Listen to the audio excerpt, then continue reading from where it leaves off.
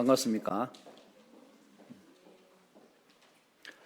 계속해서 로마서를 보면서 유대인들이 가지고 있었던 그들만의 복이랄까요? 그것을 보면서 우리의 삶의 자리에서도 마찬가지죠. 내가 가지고 있는 것을 보지 못할 때가 참 많습니다. 내가 누리고 있음에도 불구하고 누리지 못하는 것처럼 느낄 때도 참 많습니다. 바로 유대인들이 그러한 상황에 처한 사람들이 아닐까. 자신들이 받았던 율법, 또 할례, 하나님을 향한 예배의 그러한 자리, 이것은 세상 어떤 민족도 받지 못한 은혜였음에 불구하고 그네들은 그것을 알지 못했다는 겁니다. 그 모든 예배의 중심, 율법의 중심, 그 모든 것이 가르치는 것이 예수 그리스도인데 그네들은 그 예수를 보지를 못했다는 것입니다. 오히려 예수를 믿지 못하고 예수를 박해하고 죽여버리는 그런 결과를 낳게 되었죠. 사도 바울은 계속해서 9장에서부터 11장까지 이러한 유대인의 안타까움, 자신의 동족에 대한 그 안타까운 마음을 담아서 계속해서 하나님의 의, 참된 믿음의 의가 무엇인지를 우리가 설파하면서 우리가 어떻게 할 때에 이 불신앙의 이 원인을 극복할 수 있을 것인가? 유대인들이 보여주고 있는 이 불신앙의 원인의 그 의미를 찾고 또 우리가 그것을 통해서 깨닫고 하나님께서 원하시는 바른 신앙의 길로 나아가길 원하는 것이 사도 바울의 간절한 마음입니다. 유대인들의 불신앙은 자기를 내세우려는 의에 있었죠. 즉 자기 스스로가 자기 의를 세우고 그 의를 통해서 자신이 온전한 완전함으로 나아갈 수 있다고 믿었다는 사실입니다. 그런데 성경은 계속 말씀하죠. 여러분, 사람이 자신의 노력으로 자신의 수고로움으로 하나님의 완전한 의에 이를 수 있나요? 없죠. 없습니다. 그런데 유대인들은 지속적으로 율법을 통해서 완전하기를 소망했고 또한 자신의 스스로 노력을 통해서 그 길로 나아가기를 원했다는 사실입니다. 그래서 사도 바울은 이런 유대인들의 그릇된 잘못된 종교적인 그 열심을 율법으로 말미암을 그 의로 추구하는 그들의 그릇됨을 아니다라고 말씀하시면서 믿음으로 말미암는 의가 구원 얻는 믿음이다라고 우리에게 증거를 합니다. 먼저 바울은 유대인들이 십자가에 못 박아 죽인 예수 그리스도가 모든 믿는 자에게 의를 이루기 위하여서 율법의 마침이 되셨다라고 말합니다. 오늘 본문 4절이죠. 그리스도는 모든 믿는 자에게 의를 이루기 위하여 율법의 마침이 되시니라 하고 말씀합니다. 여기서 그리스도가 율법의 마침이 되셨다라는 말씀은 율법의 효력이 누구로 말미암아 예수 그리스도의 그 십자가의 은혜로 말미암아 끝이 났다는 의미입니다. 다시 말해서 예수 그리스도의 십자가로 율법이 완성되었다는 것이죠. 모든 율법은 예수 그리스도의 예표입니다. 구약 성경에 보면 많은 제사법이 있죠. 그 제사의 법들이 최종적으로 가리키는 방향이 누굴까요? 예수가 됩니다. 그러므로 예수 그리스도는 십자가의 구속의 사건을 통해서 또한 우리를 위해 부활하심의 은혜를 통해서 율법의 마침이 되셨다. 또 많은 구약의 제사가 바로 그것을 보여주겠다는 것이죠. 그렇다면 여러분이 알고 계시는 십계명은 무엇일까요? 십계명 아시죠? 십계명은 하나님과 인간 사관에 지켜야 할 의무이기도 합니다. 그래서 예수님께서는 이렇게 말씀하셨습니다. 내 마음을 다하고 목숨을 다하고 뜻을 다하여 주 너희 하나님을 사랑하라 하였으니 이것이 크고 첫째 되는 계명이요 둘째도 그와 같으니 내 이웃을 내 자신같이 사랑하라고 말씀하셨어요. 예수님은 이 하나님 사랑과 이웃 사랑을 모두 다 보여주셨습니다. 예수님은 하나님 사랑, 이웃 사랑을 실천하시기 위해서 친히 십자가에서 죽으셨습니다. 그렇게 해서 이 십계명을 완성하게 되시는 거죠. 예수님이 십자가에서 죽으심으로 이 제사법과 또한 십계명이 완성되었다는 것입니다. 그러기에 예수 그리스도께서는 믿는 이들의 율법의 마침이 되시는 거죠. 그러므로 십자가 외에는 여러분 어떤 구원의 길도 없지요. 오직 십자가에만 구원의 길이 있습니다. 예수님을 믿는다는 것은 바로 자기 의를 어떻게 해요? 포기하고 하나님 보여주시는 그 십자가를 믿는 거죠. 만약 우리가 신앙생활을 하면서 예수 그리스도를 믿는다라고 자처하면서 여전히 나 자신의 의를 앞세우고 또한 나의 어떤 것을 통해서 예수님의 거룩한 구원의 은혜의 자리에 나아가고 산다면 우리의 신앙은 빵점입니다. 전적인 하나님의 은혜, 하나님의 구속의 은혜가 우리 속에 살아있을 때 율법을 바라볼 때마다 나는 어찌할 수 없는 죄인이구나, 율법으로서는 하나님의 참된 의에 이룰 수 없구나라는 사실을 깨닫게 되어질 때 비로소 하나님의 의를 보게 되는 것이고, 그 의를 본 자가, 그 은혜를 깨닫는 자가 자신을 포기하고 오직 십자가 예수를 바라보게 된다는 것이죠. 어떻습니까?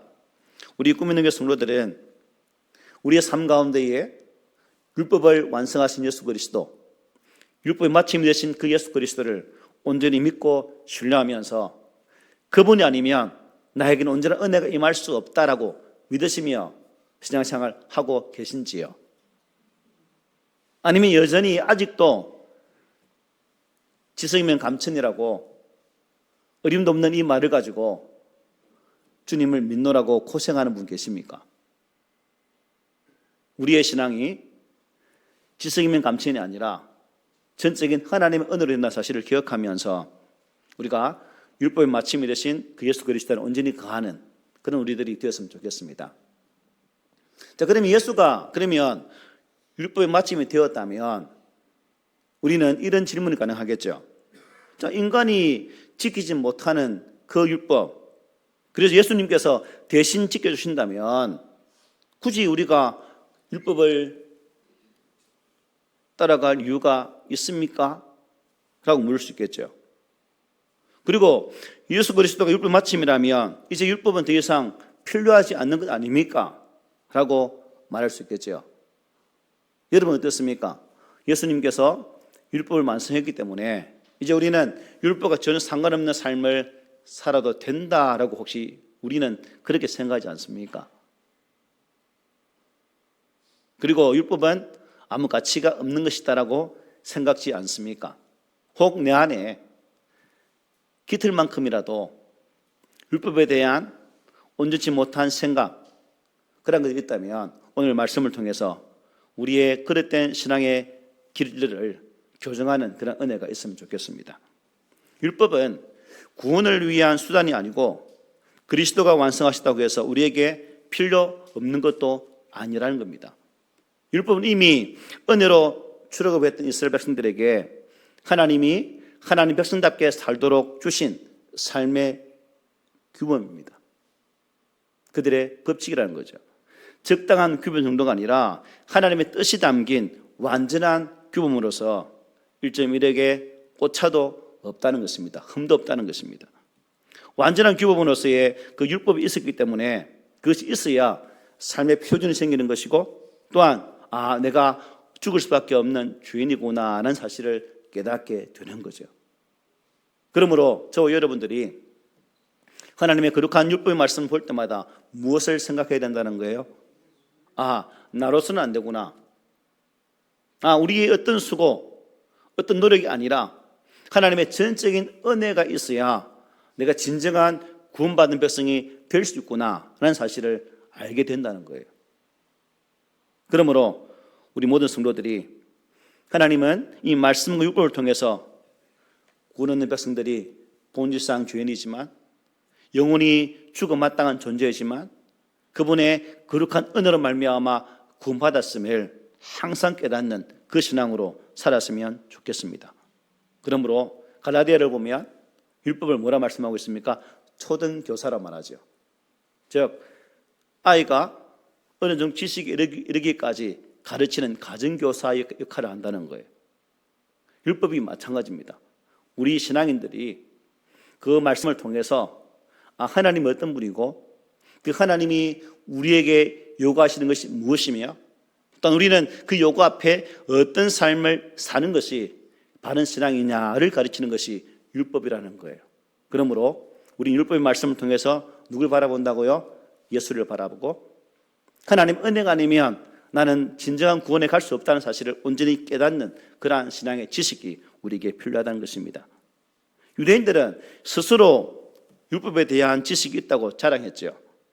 정작 예수가 땅에 왔을 때는 그 예수를 온전한 주님으로 보지를 못했습니다. 그리고 그분이 율법의 마침이 되셨다는 사실 또한 그들은 깨닫지를 못하셨습니다. 하나님을 아는 이 지식이 없었기 때문에 그 앞에 죄인된 자신을 보지를 못했다는 거예요. 그래서 지난 시간에 말씀드렸죠. 잘못된 열심, 올바르지 않는 믿음을 통해서 그들이 살아왔기 때문에 하나님의 구원의 은혜에서 떨어진 자가 되었다는 사실이에요. 그러므로 우리는 온전한 신앙의 방향과 또한 말씀의 의미들을 깨닫고 그 말씀이 내게 가르칠 때마다 우리는 그 말씀 안에서 예수 그리스도를 통해 진정한 구원의 길로 나아갈 수 있는, 그리고 나 자신의 의가 아니라 하나님의 의로우심을 통해서만이 참 구원의 길을 갈 수 있다는 사실을 깨닫는 우리 모두가 되기를 바랍니다. 이런 잘못된 유대인들의 신앙관을 지적하기 위해서 바울은 하나님의 의를 어떻게 말해요? 율법으로 말미암는 의와 믿음으로 말미암는 의로 대조를 하면서 설명을 해주고 있습니다. 그는 이 말씀을 인용하면서 어디서 인용했냐? 레위기 18장 5절의 말씀을 인용하죠. 너희는 내 규례와 법도를 지키라. 사람이 이를 행하면 그로 말미암아 살리라는 이 말씀을 오늘 본문 5절에서 인용하고 있습니다. 5절 보면 이렇게 말씀하죠. 모세가 기록하되 율법으로 말미암는 의를 행하는 사람은 그 의로 살리라 하였거니와 라고 말씀합니다. 여기 우리는 그 의로라는 말씀은 그것들 가운데서, 그것들 안에서라고 해석할 수 있습니다. 그것들은 무엇을 의미할까요? 율법의 계명들을 의미합니다. 5절 전체를 그러니까 이 말씀에 따라 의역을 하면 이렇죠. 모세가 율법에 의해 대하여 기록하기를 율법의 계명들을 행하는 사람은 율법의 계명들 가운데 살리라 하였거니와라고 이렇게 해석할 수가 있습니다. 율법으로 말미암는 의가 무엇일까? 율법의 계명들을 행하여서 의롭다 함을 얻으려고 하나님의 은혜나 도움 없이 그 율법의 계명들 가운데서 자기 스스로 노력으로 살아가는 것을 율법으로 말미암는 의라고 말하는 거예요. 유대인들이 왜 이렇게 율법을 자기 힘으로 여러분 지켜서 자기가 그 의를 스스로 세우려고 했을까요? 왜 유대인들은 자기의 노력으로 그 하나님의 의에 이르고자 했던 것일까요? 결국 그들은 무엇을 몰랐다는 겁니까? 하나님의 말씀을 몰랐거나 하나님의 참된 진리를 오해했기 때문으로 볼 수 있는 거죠. 신명기 6장이 이렇게 말씀해요. 우리가 그 명령하신 대로 이 모든 명령을 우리 하나님 여호와 앞에서 삼가 지키면 그것이 곧 우리의 의로움이니라 말씀합니다. 율법의 의로 의롭다함을 받으려면 어떻게 해요? 모든 명령을 어떻게 해야 된다? 지켜야 한다 말씀하죠. 그것도 사람 앞에서가 아니라 누가 앞에서요? 여호와 하나님 앞에서 지켜야 된다고 말씀해요. 그때 그것이 곧 자신들의 의로움이 된다고 말씀합니다. 여러분, 사람과 사람 관계 속에서도 바른 도의를 지키기 힘든데 하나님 앞에서, 거룩하신 하나님 앞에서, 점도 없는 그 하나님 앞에서 온전한 율법의 삶으로 살아가는 것을 보여준다. 우리 가운데 있습니까? 있으면 저 좀 데리고 가십시오. 함께 투게더 하면서 같이 갑시다. 유대인들은 이것을 생각했다는 거예요. 과연 모든 율법을 하나님 앞에서 지킬 수 있는가? 그네들은 있다라고 본 거죠. 그런데 성경 어디에도 사람으로서는 그 법을 지킬 수 없습니다. 그래서 야고보 사도가 이렇게 말을 합니다. 야고보서 2장 10절에서 누구든지 온 율법을 지키다가 그 하나를 범하면 모두 범한 자가 되나니라고 말씀해요. 자, 율법 만약 10개 있다 칩시다. 잘 지키다가 하나를 못 지켰어요. 그러면 그 사람 지켰다 못 지켰다? 못 지킨 것으로 되는 거죠. 한 개만 어겨도 법을 지키지 못한 자가 되는 겁니다. 자, 그러면 여러분 어떻게 되죠? 법을 잘 지키다가 하나라도 못 지키면 어떻게 될까요? 어떻게 되죠?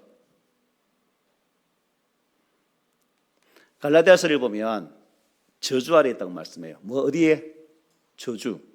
갈라디아 3장 10절 12절입니다. 무릇 율법 행위에 속한 자들은 저주 아래에 있나니 기록된 바 누구든지 율법 책에 기록된 대로 모든 일을 항상 행하지 아니하는 자는 저주 아래에 있는 자라 하였습니다. 또 하나님 앞에서 아무도 율법으로 말미암아 어렵게 되지 못할 것이 분명하니 이는 의인은 믿음으로 살리라 하였습니다.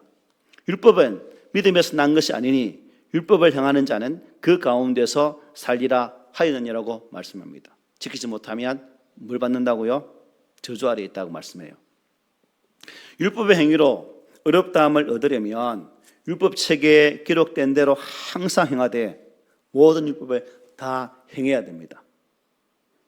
오늘 본문 여기에 갈라디아 3장 10절에 보면 모든이라는 말과 항상이라는 말씀이 있죠. 그것도 어디에 있어요?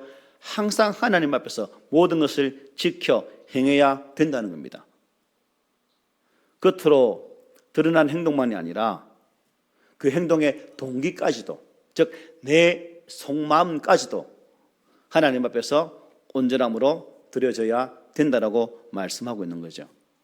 하나님 앞에서 하나라도 한순간이라도 완전하게 모든 것을 행하지 아니하면 어떻게 된다고 말씀하고 있습니까?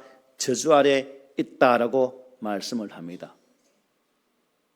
그러므로 율법으로 살고자 하는 자와 복음으로 살고자 하는 자의 차이는 결국 무엇이겠습니까? 율법에 온전히 거한 자는 저주 아래 거할 수 있지만 복음 안, 즉 예수 그리스도 안에 있는 자는 예수 그리스도 안에서 영원한 구원의 생명을 누릴 수가 있다는 사실을 성경이 이렇게 우리에게 증거를 하고 있습니다.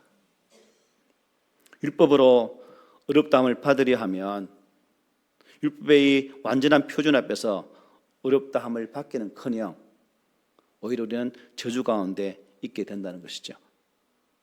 율법의 완전한 요구 앞에 어렵다함을 받을 육체가 있나요, 없나요? 없습니다. 하나님 앞에서 아무도 율법으로 어렵게 되지는 못한다는 겁니다. 모든과 항상을 지킬 수 있는 인생이 없기 때문이죠. 죄인된 인간이 율법의 모든 요구를 완전하게 언제든지 항상 모두 행하는 것은 불가능하다는 거죠. 근데 바울 사도가 이미 말한 대로 그래서 뭐라 말합니까? 의인은 없나니 하나도 없다라고 말씀한 이유가 바로 여기 있는 거예요. 율법을 바로 행하면 이것을 깨닫게 됩니다. 율법을 제대로 이해하면 아, 율법의 은혜가 이것이구나 라는 사실을 우리는 통감하게 됩니다.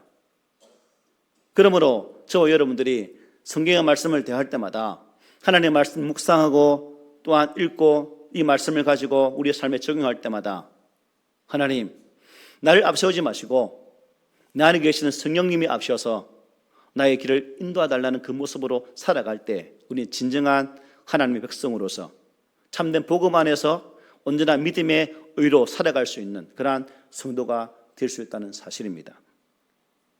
그러므로 사도는 6절로 8절에서 이렇게 말씀하죠.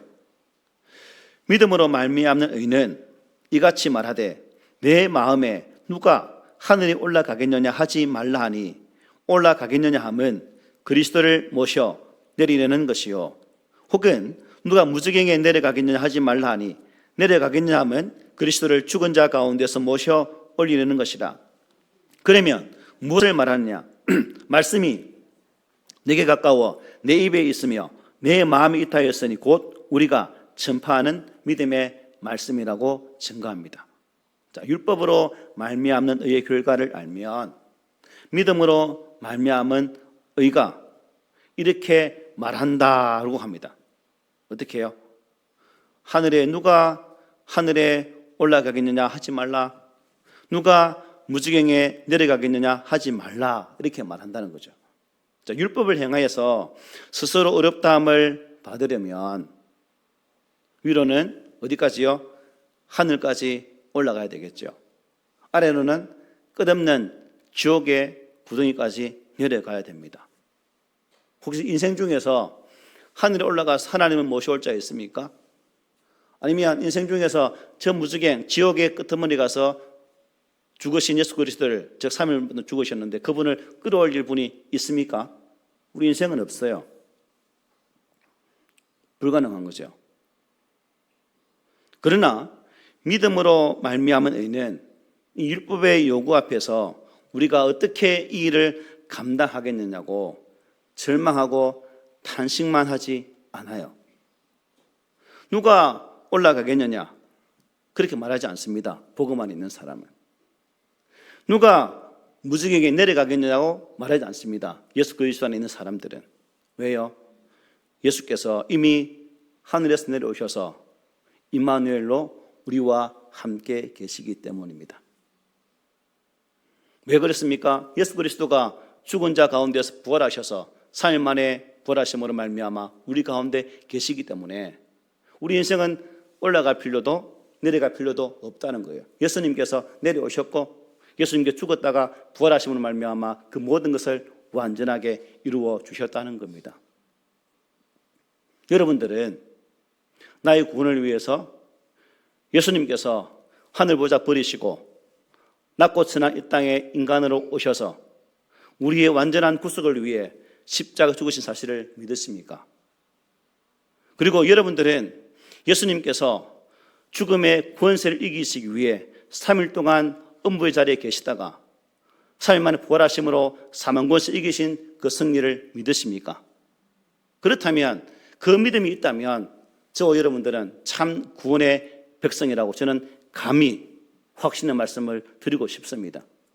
내 안에, 우리의 신앙 안에 이러한 분명한 복음에 대한 확신이 없다면, 예수에 대한 분명한 확신이 없다면 저와 여러분들도 구원 얻는 백성이 될 수 없는 거예요. 그러므로 이러한 복음의 말씀이 우리 가운데 주어졌다는 사실 앞에 감사하면서 우리는 평생토록 나를 구원하신 하나님, 장차 하나님의 거룩한 나라에서 나와 함께 하실 그 하나님을 찬양하는 것이 우리 성도가 가져야 할 삶의 자세라는 겁니다. 여러분, 사람이 맨몸으로 바닷속에 잠수하면 어떻게 될까요? 민창이 이제 스쿠버 다이빙 하잖아. 자, 맨몸으로 오래 몇 분 있어서 최소한 사람들이 길어봤자 해녀들은 뭐 3분도 이렇게 견디다고 하는데 아무것도 안 차고 물속에 들어가서 견딜 분이 있습니까?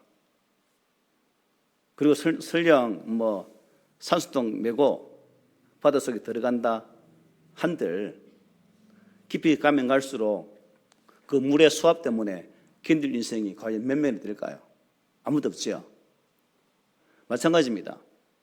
우리가 이 땅에 살아가면서 잠시 우리가 이 땅의 삶을 물속에 들어가는 것으로 비유한다면 나의 홀몸으로 물속에 들어가면 우리는 견딜 수 없지만 잠수함, 우리 인생의 잠수함 되신 예수님께서 나와 함께 하신다면 우리는 더 깊이 내려갈 수 있는 거죠.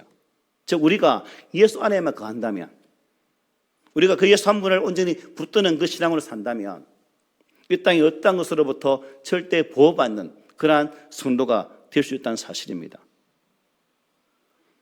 그래서 사도 바울은 이어지는 9절 13절에서 이렇게 말씀하는 거죠. 내가 만일 내 입으로 예수를 주로 시인하며 또 하나님께서 그를 죽은 자 가운데서 살리신 것을 내 마음에 믿으면 무엇이라? 구원을 받으리라. 사람이 마음으로 믿어 의에 이르고 입으로 시인하여 구원에 이르느니라. 성경에 이르되 누구든지 그를 믿는 자는 부끄러움을 당하지 아니하리라 하니 유대인이나 헬라인이나 차별이 없음이라. 한 분이신 주께서 모든 사람의 주가 되사 그를 부르는 모든 사람에게 부요하시도다. 13절 다 함께 시작. 누구든지 주의 이름을 부르는 자는 구원을 받으리라. 아멘. 자, 9절은 능동태, 즉 다른 내 스스로가 하는 것이고 10절은 수동태입니다. 어떤 바깥의 영역으로 우리를 채우는 거죠. 즉 믿음으로 어렵다함을 받는 구원은 전적인 능동 동시에 수동으로 된다는 것입니다. 즉 하나님의 은혜 안에서 그 은혜를 아는 자는 자기 스스로가 능동적으로 구주 예수 그리스도를 믿게 되어질 때에 참 구원에 이르게 된다는 거죠. 우리가 아무리 복음을 들어도, 하나님 말씀을 들어도 그 하나님 말씀이 나와 별개의 것으로 느낀다면, 또 느껴진다면, 그것을 받아들이지 않는다면 우리는 참 구원에 갈 수가 없어요. 그리고 나의 입으로 그 예수 그리스도를 구주로 시인하지 않는다면 또한 우리는 참 구원의 자리에 갈 수 없습니다. 하나님께서 말씀으로 역사하셔서 내 깨달음을 주실 때 그 예수를 만나고 그 예수가 참 구주인 것을 내 믿음으로 받아들일 때 진정한 참 구원의 자리에 우리가 이룰 수 있다는 거죠. 그러므로 신앙 고백이 중요한 거죠. 예수 그리스도가 내 삶의 주인 되신다는 사실, 예수 그리스도가 내 삶의 길이다는 사실, 그분이 진정한 구원자이시다는 사실을 믿음으로 고백하게 되어질 때에 그 자에게 참 구원의 은혜가 임하는 거예요. 그러므로 가령 제가 묻잖아요. 예수님을 당신의 주인으로 모셔드리고 당신의 입으로 그 예수를 나의 주님이라고 고백한 적이 있습니까? 라고 묻는 이유가 바로 이것입니다. 우리가 믿음으로 얻는 이 구원이 하늘과 음부처럼 먼 데 있지 않고요, 가까이 우리의 입술에 있고 우리의 마음에 있다는 겁니다. 우리 성령님께서 지금도 우리 안에 계시고, 그 성령님께서는 우리가 말씀을 바라볼 때마다 깨닫게 하시고, 그 말씀 안에서 예수를 만나는 은혜를 우리에게 베풀어 주시는 거예요. 하지만 우리가 그 성령의 은혜 앞에 민감하지 아니하면, 그 성령께 내 삶을 온전히 양도하지 않고 내 자신의 의로 살려고 한다면 우리는 주의 말씀을 깨닫지도 못하는 것이고, 또한 내 입술로 예수 그리스도를 구주로 고백할 수가 없는 거예요. 만약 우리 가운데 그 예수 그리스도를 구주로 고백했다면 그것은 내가 한 것이 아닙니다. 내 스스로 힘으로 한 것이 아닙니다. 내 안에 계신 성령님께서 그렇게 고백할 수 있도록, 그 고백이 가능할 수 있도록 도우셔서 예수님이 나의 주님이 되십니다라고 고백하게 된다는 것입니다. 여러분, 신앙생활 오래 하다 보면 참 이상한 게 뭐냐면, 오래 하면 오래 할수록 우리의 믿음이 단단해지고 우리의 신앙이 하나님 보시기에 좀 아름다운 규모 있는 모습으로 변화되어져야 되는데, 이상하게도 신앙의 연수는 더해져 가는데 신앙의 연수가 더해가면 더해갈수록 우리의 신앙은 마이너스가 된다면 이걸 어떻게 설명하죠? 좀 설명해 주실래요? 믿음의 연수가 더할수록 우리의 신앙이 더욱 하나님 보시 합당한 모습 서야 되는데 왜 그렇지는 못한 것일까? 결국 나를 앞세우면 우리의 신앙은 뒤로 빼갈 수밖에 없는 거죠. 하지만 나를 더 할수록 나는 부인하고 예수 그리스도를 인정하게 되어지고 그분 안에 온전히 거하는 그 믿음의 삶을 살아갈 때에 우리의 신앙이 더 강해지는 온전한 믿음의 사람으로 되어진다는 사실을 꼭 기억했으면 좋겠습니다. 혹 우리 가운데 내가 천국 갈 수 있을까? 내 믿음이 이래서 하나님 보실 때 참 하나님이 야야 왜 그러냐라고 말씀하지 않을까? 여러분, 그런 의심이 들 때마다 오늘 본문 11절, 12절, 13절의 말씀 한번 선포해 보십시오. 누구든지 그를 믿는 자는 부끄러움을 당하지 아니한다. 그를 부르는 모든 사람에게 하나님은 부유하신 분이시다. 누구든지 주의 이름을 부르는 자는 구원을 받는다. 이 말씀을 여러분 꼭 기억하시고, 의심이 들 때마다, 여러분의 신앙의 확신이 흔들 때마다 이 말씀을 선포한다면 우리의 신앙 결코 흔들리는 신앙이 아니라 단단한 신앙으로 주 앞에 서가게 될 것입니다. 목회를 하면 할수록 깨닫는 것이 뭐냐면 좀 하나님 은혜가 참 중요하구나 하는 것을 깨닫게 돼요. 믿음으로 말미암는 의는 철저하게 뭐로 가능한 거예요? 은혜의 결과죠. 그 은혜는 자기를 앞세우는 것과 자랑, 그 교만이 아니라 뭐예요? 오직 그리스도를 높이는 감사와 또한 찬양으로 나타나게 되는 거죠. 왜 예수를 믿어야 할까? 나의 힘으로는 그 누구도 율법의 일을 이룰 수 없기 때문에 우리는 예수를 믿어야 됩니다.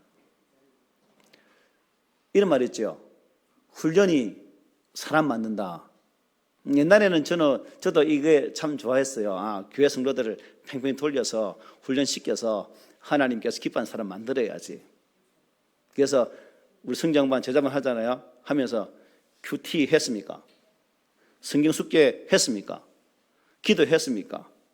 예배했나요? 출결석 당 먹이고 안 한 사람 벌금 얼마 내고.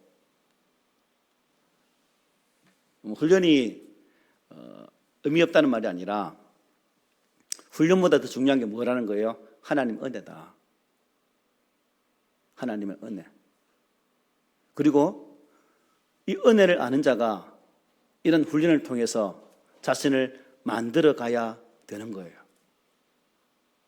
훈련과 은혜를 통해서 하나님이 기뻐하시는 사람으로 세워지는, 만약 우리가 은혜가 없다면 여러분, 만약에 제가 우리가 공부하잖아요. 공부하면서 뭘 느끼게 될까요? 힘들다. 죽겠구나. 아이고 못하겠다. 미치겠네. 심지어 돌아버리겠네.